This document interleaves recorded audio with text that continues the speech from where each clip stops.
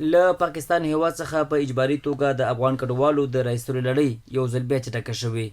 د تورخم عمري مشغالي مسؤل مولا محمد هاشم وندوال وایي هره ورځ د تورخم پر ذکر خلې لارې 600 کورنۍ هیواد ته راستنیږي.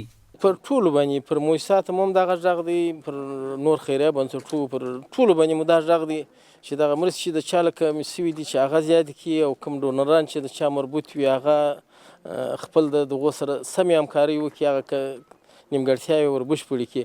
او اوس فعلا تقریبا 600 کوره چې د ورځې راوړي نو دغه اضطراري حالت دی چې په دغه حالت کې دوی راونه دانګي او خپل مرستې زیاتې نه کړي نو په کوم وخت کې به کوي. رحمت الله چې تازه خپل هیواد ته راستون شوی له افغان کډوالو سره د پاکستاني حکومت له بد چلنده شکایت کوي. موږ له پاکستانه راغلو، هلته نه پرېښودلو، بس کورونه را باندې راړنګ کړو، اوس راغلو وطن ته هر څه رانه پاته شولو. اتي د الله باقي وطن کې خیر را پېښي او موسسو نه هم دا غوښتنه ده چې لږ لږ کومک را سره وکړي.